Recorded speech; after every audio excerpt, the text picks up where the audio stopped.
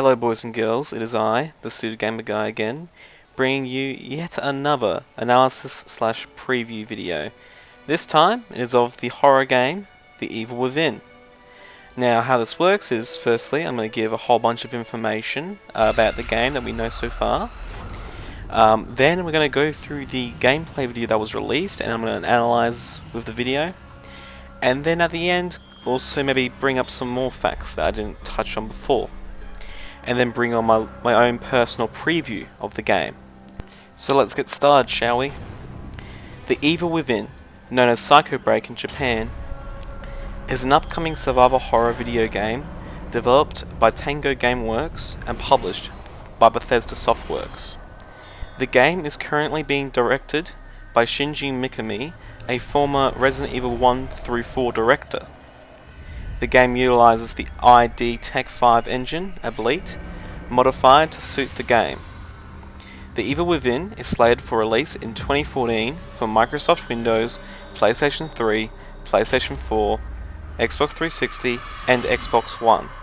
The known plot of the game is as follows. Detective Sebastian, the character you play as, and his partners, Joseph Oda and Julie Kidman, arrive at a crime scene only to find the place being deserted. Sebastian witnesses a hooded figure massacring fellow police officers one by one. A mysterious figure then appears behind Sebastian and attacks him, rendering him unconscious. He later wakes up finding himself trapped in a land where dangerous creatures dwell, and has to fight his way through the world of death and his close friend's madness in order to understand what is going on. The game features three key elements of gameplay: pure survival horror, traps and puzzles, and alternative environments. But we'll get deeper into those later. Now that we've covered some basic points, let's get into the gameplay video.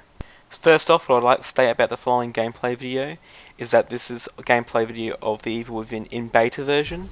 This is not the full version. It will be updated, it will be changed a little. So try not to nitpick it as much as you would a full version game. Also, this is being recorded on the Xbox console, not sure whether it's the Xbox 360 or Xbox One. And, well, let's just see more.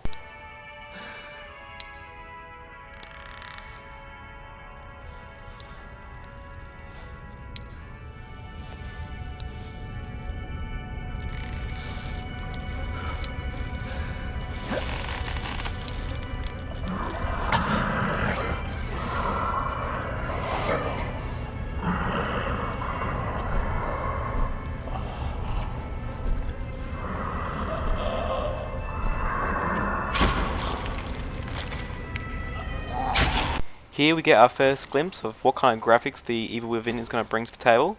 Yet again, this is a beta version, so it might be updated in the full version. Graphically, it does look pretty impressive to me.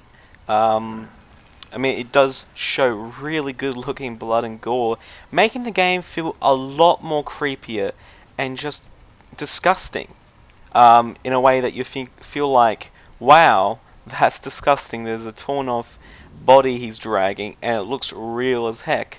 Not sure whether this is next gen or current gen graphics, since not sure if this is done by an Xbox One or Xbox 360, but I, for one, think it looks pretty damn nice.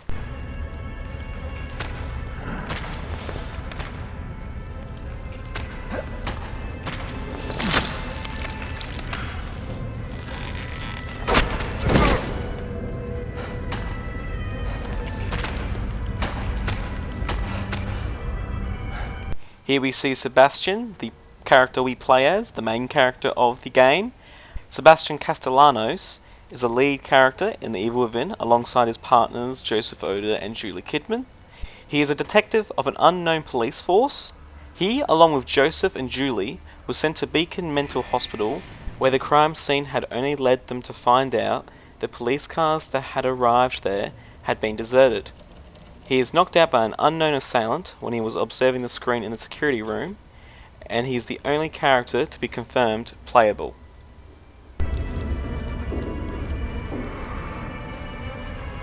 The enemy we see right here is the Butcher. He is an enemy that is set to appear in The Evil Within. He appears to be a large man wearing an iron mask and a sleeveless shirt. He wields a chainsaw which he uses to attack Sebastian. Since Sebastian is unarmed on his first encounter, he needs to run and hide from him, which we will see later. After escaping from the Butcher, the player encounters him again at some points of the game. Now here's one of the moments in this game that is gonna make you really feel terror.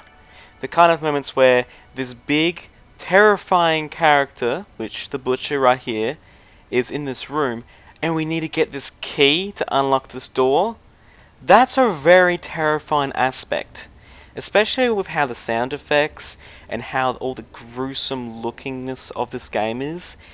It's pretty scary to think about going up there.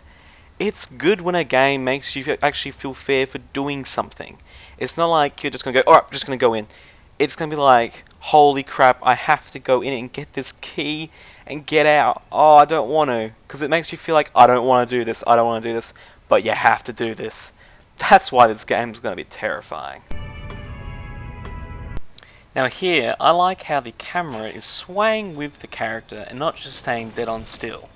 See, when the character is walking and, you know, with his little strut kind of thing, the camera's walking along with him, giving it more immersion. Now, continuing on with the camera, while exploring, the camera is set behind the player and is able to freely move them around, though it's been stated that the camera can change views at times. During combat, aiming puts the camera in over-the-shoulder mode. The player can bring up a circular menu to change items or weapons anytime. At the same time, the player is also able to set the items to a designated shortcut, so they are able to change items/weapons real time.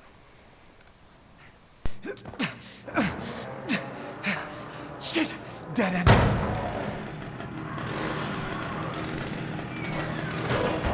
Here we see that Sebastian can hide in lockers to hide away from his enemies. So multiple times throughout the game, you're going to be using this technique to hide away from enemies. Like the Butcher, which we're going to presume is you cannot kill the Butcher, or the Boxmen, which I will explain later. So hiding is going to bring more terror into the game, since if you can't kill them, you've got to hide. It makes you sound defenseless and very weak, bringing more horror towards this game and making you think on your feet and with wits of where to hide and how quickly you can hide from this enemy chasing you.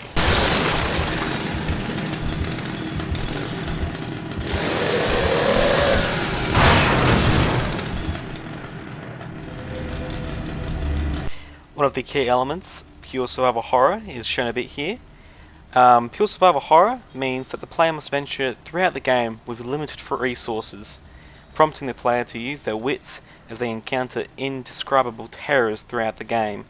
Now, by limited resources, it can mean things from ammo and health and things that can aid you.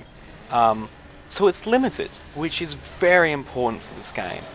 And many games have said, oh, it's limited stuff, and then you find out 5 minutes later you've got 1,000 bullets and can't run out.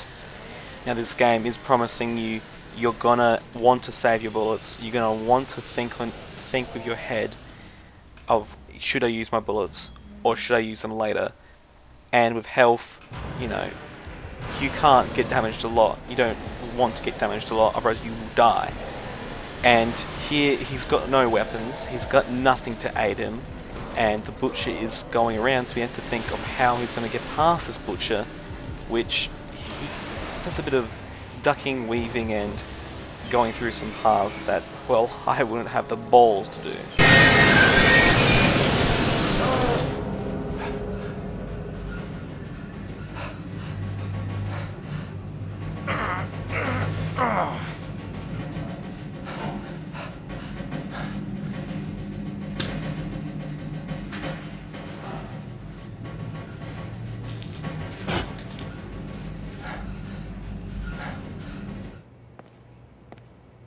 So we can see here that his leg is now back up and operational. I'm not sure if this is directly after that little cutscene there, it could be. But that brings another thing, that brings terror too. Holy crap, the chainsaw guy, the Butcher, just cut my leg a bit, and now I'm limping everywhere. That brings terror as well. I don't think a lot of games have made it so you've cut your leg and now you're limping everywhere, making you slow, making you so easy to die. That brings terror, that brings horror, that makes it scary. That's what's going to make this terrifying, is when it has key elements like that affect the player's movability or the way he can handle his gun or his mind if they keep doing things like this. The second chapter here, Perth House, is just going to show us a bit more of the gun work and combat that's going to be in this game. Now in the lower part of the screen we can see a red bar of sorts. Now it is known that the game is going to try and make the UI as little as possible to affect the screen as little as possible to increase the immersion of the game. So what I personally think that bar is your health, and really that's pretty good way to make it small. It's a tiny little bar at the bottom, and it's obviously only going to show up when you're affected by something that hurts you, the bar goes down. Or it could also be a stamina bar. But seeing as though him running it's not affecting the bar at all, I don't think it is a stamina bar, I think it's a health bar.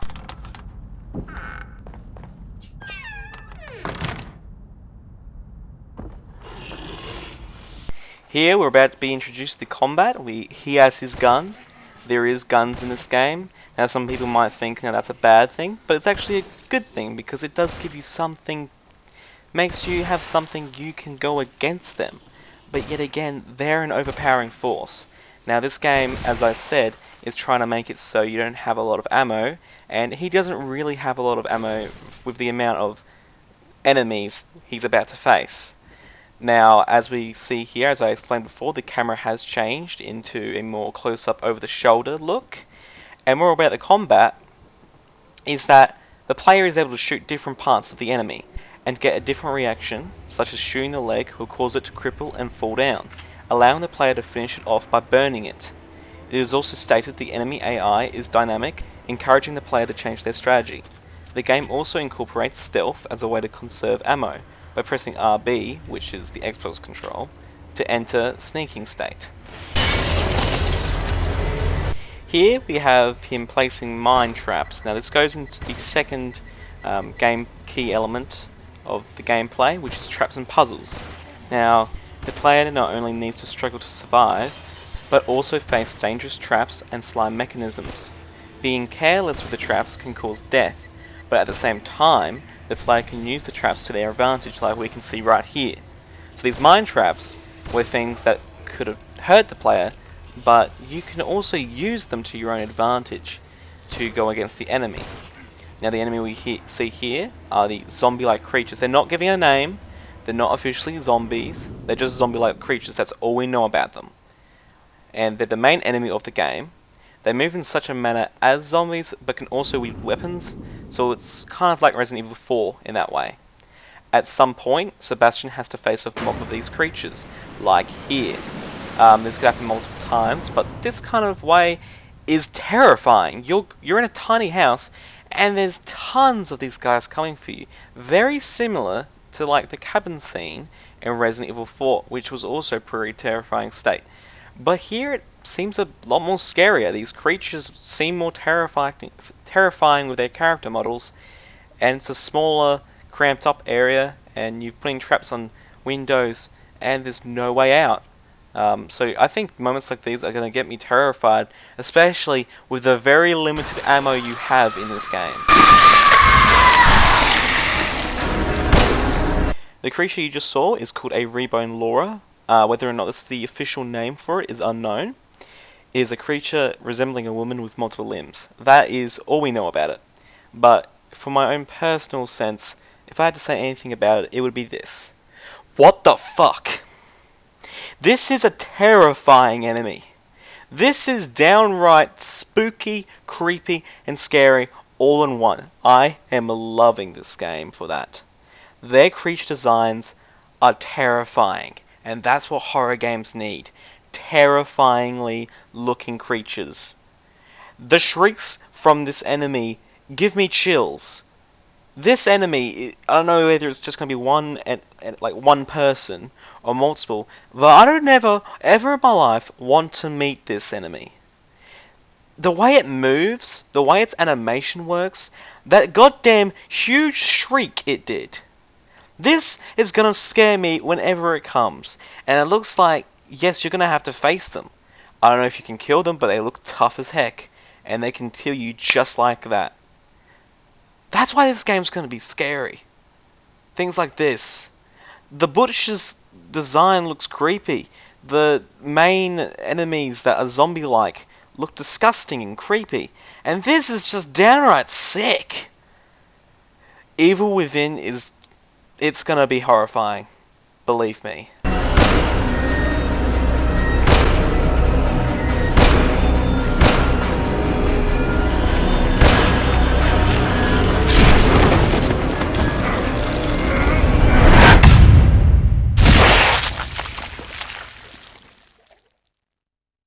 So that, ladies and gentlemen, was the gameplay video of The Evil Within. Now, a couple of facts that we didn't really touch on the gameplay video. Just quickly, just a reminder, it is developed by Tango Gameworks, it is published by Bethesda Softworks, its director is Shinji Mikami, its engine is the ID Tech 5, its release date is 2014, the genre is survival horror. Its platforms are the Microsoft Windows PC, PlayStation 3, PlayStation 4, Xbox 360 and Xbox One. Its media is optical disc. Its players is 1. Now for the third gameplay key element I mentioned before, which is alternating environment. Now this is throughout the game, the environment changes without warning in real time based on the player's actions, adding more twists to the game. Now, I don't know whether that whole he walking through that corridor and he touched that wire and the alarm went was scripted or not, but that could be one of the things it's talking about. Maybe if you actually avoided that, it could change the entire way it is. In any case, I'm really loving this aspect of alternating environment through in-game choices. It's not like an actual scripted choice where it's like, do this or this, press X to do this, press Y to do that, or however it is. It's like what you do, how you do these things, whether or not you see this, whether or not you get detected by that, can change the game, can change how it's going to go, can change it in a way that not every game is going to be the same.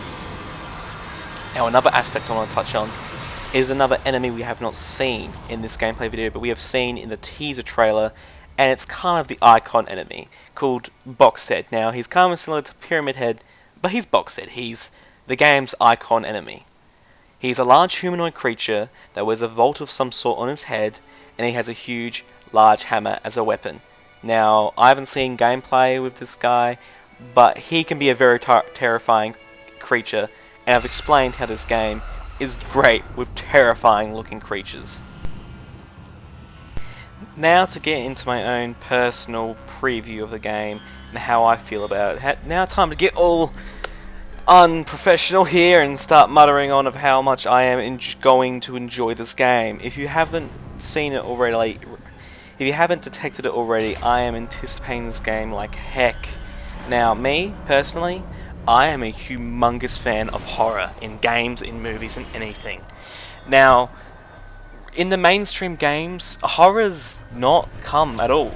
I mean, the last really scary mainstream horror game I've played is Dead Space 1. That game terrified me. Now that I've played it like 3,000 times, it doesn't scare me at all, and Dead Space 2 and Dead Space 3 aren't really that scary. They were scary the first time a bit, but now they're not at all. And they're just way too much into action. Like Resident Evil 6 and 5, they were originally to be horror games, they're all action now. All these developers are just going into action games from horror games, because horror games are a big risk. I mean, with indie games, sure, you have really scary games there, like Outlast or Amnesia. Games like that, they're scary, but they're not mainstream games, they're indie games. I'm talking about mainstream survival horror games. Now, I love survival horror games. I've got Silent Hills, which I love. I've played a couple of the Resident Evils, I loved them.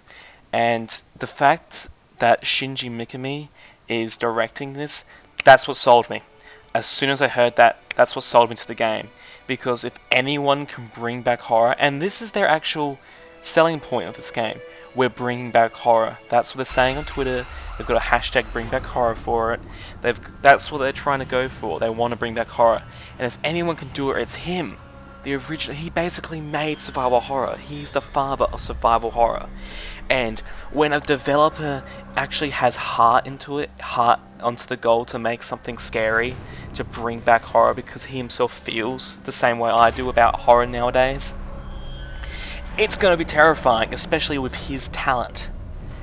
And I don't want to sound kind of racist, but American companies can't do survival horror games that well compared to Japanese companies, and this is a Japanese company, so that's a plus to me. So that's what sold me to it, and the teaser trailer was kind of terrifying, but it was a teaser trailer. Now, from what I can see here in this gameplay video, yes, it has action, but the action, like, it looks like it adds to it, because you have to, the ammo actually looks scarce. You actually have to take care of your ammo management, and sure, you can waste it on all these main zombie-like creatures, but then you've got things like that reboned freaking creature, and I don't know if you could use it against the butcher, I'm guessing not, but you've got waves and waves of these monsters that you're going to have to really save it up and think on your feet to just run away, which I've heard interviews with him, that's what he wants. He wants it to make sure every bullet counts, and you're going to have awesome moments where you've put your last bullet and you're running away and you're shooting back. This game is terrifying. It looks terrifying. This game is going to bring back horror. I have the strongest feeling towards that. That's why it's under my top 10 games of anticipation. It is going to bring back horror, and I am so excited for that. It's going to be incredibly scary, and what's going to make it so scary? Well, for one, the audio. The audio is terrifying. The music in the background, terrifying. The shrieks from that frickin' reboned creature, terrifying. I'm not easy to scare. I'm not. Usually when I go into a horror movie, it might scare me a few times with some jump scares, but I'm not terrified. That's what I want from a horror game, to be terrified. Not just scared, terrified.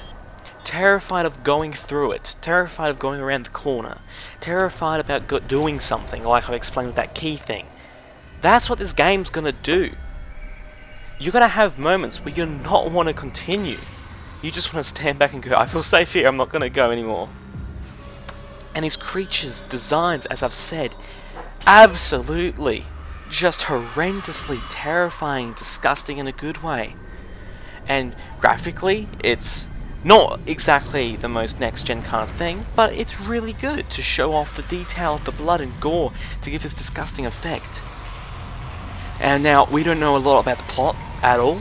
There's not been any videos to extend the plot, but it's been said it's got apparently a very detailed plot and a very good plot, and that's what I enjoy as well in the game. But this is gonna be terrifying. This gameplay video terrified me itself. Now that's extremely rare for a video demo of a game to scare me like that.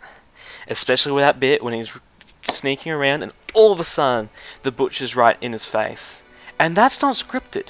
That was not scripted at all. There was no music leading up to it at all. He's just walking around trying to figure out his location, turns around, he's right there in his face with a chainsaw, and he's limping away. Also, with chase scenes like we had where he tripped the alarm and he's running away, that chase scene looks terrifying and it keeps your heart pumped. Not usually in games we have a chase and you're like, oh yeah, I'm just gonna run. There's good chance you can slow down and die. He can get his chainsaw and rip it up your body. It's not like, yeah, you're gonna live.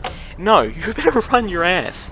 And looking behind you could mean death. That's why I see here as well, is that in the chase scene, usually you just get this sense like, I want to turn around and see if he's right behind me. That's what's gonna kill you, mate. Don't turn around. Just keep running. And moments like that trap where the butcher activated those knives coming towards you, that's a terrifying moment. Jeez, that's what Saw should have done in Saw games, but those games are pretty mild. In any case, this is a really important game to me. This is extremely important, because if this game succeeds, like I really do think it will, it's gonna bring back horror. It's gonna give me one of the most satisfying horror experiences I will ever face. If it does this, it's going above Dead Space to me, because Dead Space is like my fourth or third favorite trilogy, just because it's a good horror game. They're pretty good horror games. But if this does what it's showing, it's gonna just beat it. Easy as that. Done. This, and I hope this can be like current gen. Could be our Silent Hill here. This our Resident Evils. Like there could be multiple Evil Withins. Like in 20 years' time, they'd be like, you remember that old school Total Rock on survival horror game that terrified everyone, like we do nowadays with Silent Hill? Yeah, Evil Within. That's what I'm hoping from this game. That's what I'm going to get. I am definitely going to pre-order this game, and if I highly doubt they are, but if the developer company is listening to me, you've got my money. You've got my entire respect for this. What you're doing, you are bringing back horror, and I love you guys for that. That is just brilliant, and the way you're doing it is spot on. Keep working on it, mates.